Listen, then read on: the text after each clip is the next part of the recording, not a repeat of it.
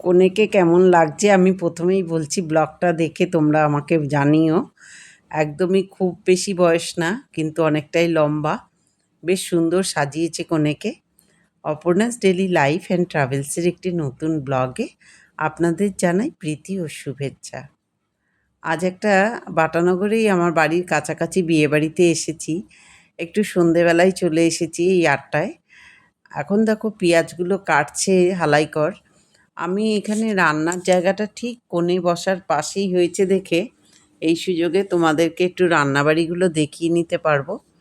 বেশ কারি কারি পাঁপড় ভাজা হয়েছে, পাঁপড়ের তো ভিডিও তোমরা দেখেছো। এখন দেখাবো নান। দেখো নানগুলোকে পুরো রেডি করা ছিল, মেখে রেডি করে লেচি করা আছে। এই নানগুলোকে ছাঁকা তেলে ভালো করে ভেজে ভেজে তুলে নেওয়া হচ্ছে। খুব নরম তুলতুলে সুন্দর নান একটা আমি খেয়ে দেখেছিলাম, খুব সুন্দর টেস্ট নানটার। তো এই নানটা ভাজা হচ্ছে। আর ছিল মেনুতে চিকেন, রাইস, চিকেন, নান ছিল। আর স্টার্টারে ছিল চিকেন পকোড়া ছিল, কাবলি ছোলার ঘুগনি ছিল, মিষ্টি, দই মিষ্টি তো আছেই, চাটনি ছিল। এই রকম খুব সুন্দর মেনুটা ছিল। আমি এই এখন ওইখান থেকে সিঁড়ি থেকে নেমে দেখাচ্ছি তোমাদের। ফুচকা স্টলটা আমি দেখতে পেয়েছিলাম, তো ফুচকা খেতে চলে যাব। তার আগে একটু দোতলাটা একটু দেখে আসবো, দোতলাতে কি হচ্ছে। তাই জন্য একটু উঠছিলাম। আর নিচে, একদম নিচে ফুচকা স্টলটা ছিল, সেইখানে আমি চলে যাব। তোমাদের কেমন লাগছে এই ব্লগটা তোমরা অবশ্যই কমেন্ট করো, শেয়ার করো।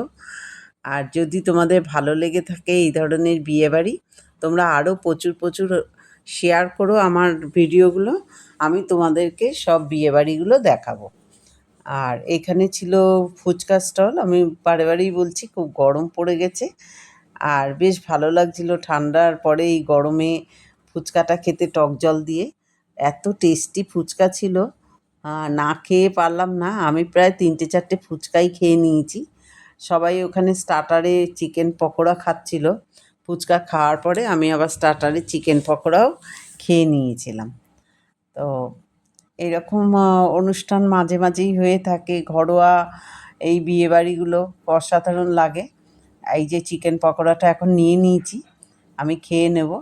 আর তোমরা আমার সাথে থাকো, তাহলে আমিও তোমাদেরকে সমস্ত কিছু পুরো ব্লগটাই দেখাতে পারবো, সব কিছু দেখাতে পারবো। পিছনে এই যে দাদাও খাচ্ছে, আমিও খাচ্ছি। আজ এই পর্যন্ত।